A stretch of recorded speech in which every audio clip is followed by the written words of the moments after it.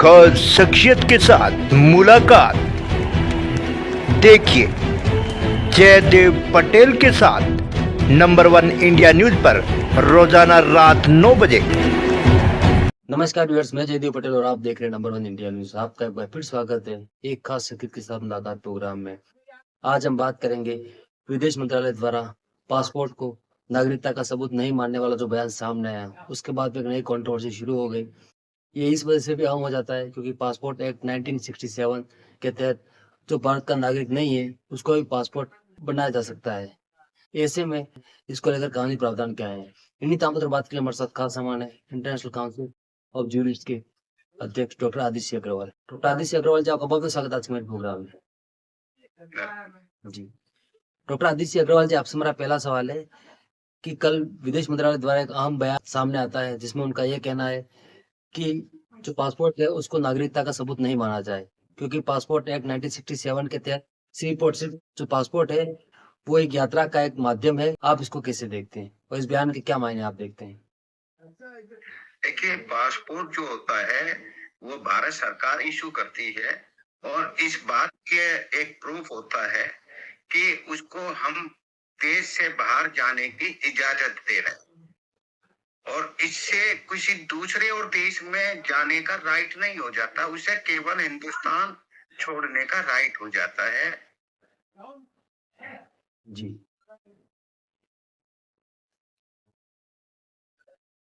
यहाँ पर कोई उसके खिलाफ कोई केस किसी तरीके के कोई एजेंसीज को कोई डिपार्टमेंट को उसकी जरूरत नहीं है।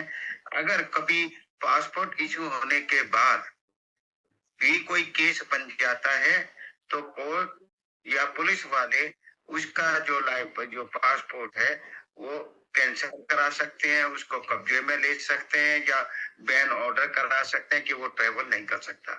इसलिए ये कोई डॉक्यूमेंट नागरिकता का प्रूफ देने के लिए नहीं है। इसलिए ये क्लियर, किसी ने पासपोर्ट बन जाने से ये प्रूफ नहीं हो जाता कि वो हिंदुस्तान का नागरिक है।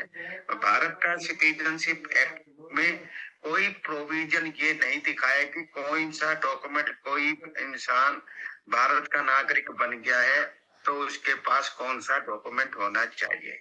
परंतु अगर कोई हिंदुस्तान का नागरिक नहीं था, किसी और देश का था और उसने भारत की नागरिकता ली है तो उसको उस चीज का तो नए आदमी को जो भारत का नागरिक नहीं है ओरिजिनली, बाद में उसको नागरिकता सरकार ने दी है तो उसको एक सर्टिफिकेट दिया जाता है। चाहे राशन कार्ड हो, राशन कार्ड का मतलब है इस आदमी को राशन अपने एक स्पेसिफिक जगह से राशन लेने का अधिकार। कोई आधार है, आधार भी ये प्रूफ करता है कि ये इस पते पे ये इंसान रहता है, उसका ये फोटो है, परंतु वो भी कोई नागरिकता का प्रूफ नहीं है। कोई भी डॉक्यूमेंट भारत के कानून के अंतर्गत कोई ऐसा कोई डॉक्यूमेंट नहीं है जो ये प्रूफ करता हो कि आप ये अगर आप पे डॉक्यूमेंट है तो आप भारत के नागरिक हो। जी डॉक्टर आदित्य अग्रवाल जी, लेकिन पासपोर्ट पर दिए गए विदेश मंत्रालय के बयान के बाद में राजनीति भी शुरू हो गई है, जहां पर राजनीतिक दल जो है विपक्ष के, उनका यहाँ तक मानना है कि पासपोर्ट बनाने की जो प्रक्रिया है उसमें कहीं के सरकारी दस्तावेज हो गए, पुलिस वेरिफिकेशन हो गए, बायोमेट्रिक्स हो गए, इन तमाम प्रक्रिया से गुजरना पड़ता है। ऐसे में पासपोर्ट को नागरिकता के सबूत से अलग कैसे किया जा सकता है? चाहे वो सख्त उसमें वेरिफिकेशन करते हैं कि इस पते पे आदमी रहता है या नहीं रहता है, परंतु ये नहीं वो देखते कि नागरिक है या नहीं। नागरिकता का तो कोई किसी का बयान दे देना कि मेरा भारत में जन्म हुआ, मेरे फादर भी इंडियन है, दैट इज सफिशिएंट। परंतु कोई भी भारत सरकार ने आम आदमी को, आम नागरिक को ये प्रूव करने के लिए कि भाई ये भारत का नागरिक है, उस चीज का कोई भी सर्टिफिकेट किसी तरीके का कभी भी इशू नहीं किया। जी आदित्य अग्रवाल जी, पासपोर्ट अगर नागरिकता का प्रमाण नहीं है तो ऐसे में इसको लेकर कानूनी प्रावधान क्या कहते हैं?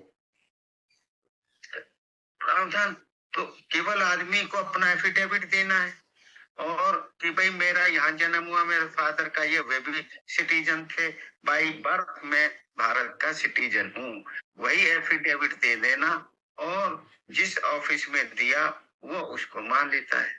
कल को ये झूठ निकलता है तो उसके ऊपर क्रिमिनल केस चलता है, परंतु कोई स्पेसिफिक डॉक्यूमेंट, क्योंकि भारत एक इतना बड़ा कंट्री, इतने करोड़ों आदमी है वर्ल्ड में, चाइना के बाद अब तो चाइना से भी आगे होने वाला है, शायद हो गया है, तो सबसे ज्यादा पॉपुलेशन है। अगर हम किसी को ये इशू करने लगे, एक तो खर्चा बहुत है और फिर ये वेरिफिकेशन दोबारा हर एक आदमी की करनी पड़ेगी। अभी ये SIR के ही जो निर्वाचन आयोग ने ये चालू किया कि भाई वेरीफाई करें कि ये कौन वोटर रह गए और कौन वोटर दो जगह 3 जगह या मर गए हैं फिर भी उनकी वोट बनी हुई है, तो उसी में कितना टाइम लगा, कितनी झगड़े हुए। तो भारत सरकार में कोई भी इतने ज्यादा नागरिकों के लिए एक डॉक्यूमेंट जो नागरिकता का इशू करने में बहुत दिक्कतें हैं, और खासकर जब फॉरेन की एजेंसीज जो भारत के खिलाफ है, वो तो इसमें जो आदमी हिंदुस्तान के ओरिजिनल नहीं है उनको भी एफिडेविट दुआकर और उनको भी सर्टिफिकेट एक इशू करा दिया तो बड़ी दिक्कत हो जाएगी। डॉक्टर आदित्य अग्रवाल जी, आपसे मेरा एक आखिरी सवाल है कि अगर पासपोर्ट को जिस तरीके से विदेश मंत्रालय ने कहा कि नागरिकता का सबूत नहीं माना जाए, ऐसे में इसको लेकर लोगों में भी असमंजस की स्थिति पैदा हो गई है कि पासपोर्ट बनाने के लिए जटिल प्रक्रिया से गुजरने के बाद अगर पासपोर्ट को नागरिकता का सबूत नहीं माना जाता है तो ऐसे में किस तरीके खुद को प्रूव करने की जरूरत है? देखिए, ये चीज होने पर, क्योंकि ये बात सही है कि एक कंफ्यूजन बहुत क्रिएट हो जाता है जब आप आधार को भी नागरिकता का प्रूफ नहीं मानते, आप ड्राइविंग लाइसेंस का भी नहीं मानते, आप जब ये जो पासपोर्ट को नहीं मानते, तो क्या डॉक्यूमेंट हो? आदमियों के जो आम नागरिक हैं, जो जेन्युइन देश का नागरिक ओरिजिनल है, उसकी नजर में तो एक बड़ा कंफ्यूजन होना जायज है कि जो नहीं है जो भारत के नागरिक, उनके पास तो सर्टिफिकेट है, वो बनवा लेते हैं, परंतु अब उनके भी नहीं माने जाएंगे क्योंकि ये इन्फिल्ट्रेशन बहुत हो गया। तो इसलिए सरकार को ये स्टेप्स लेने कि भाई इन चीजों को नहीं माना जाएगा।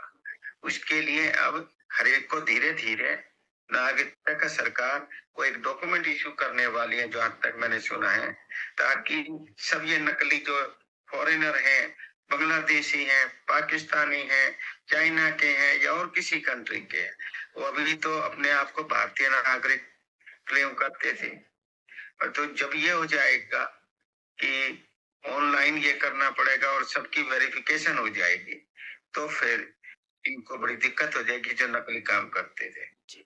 डॉक्टर आदित्य अग्रवाल जी, आपने हमारे लिए समय निकाला, उसके लिए आपका बहुत बहुत धन्यवाद। Thank you.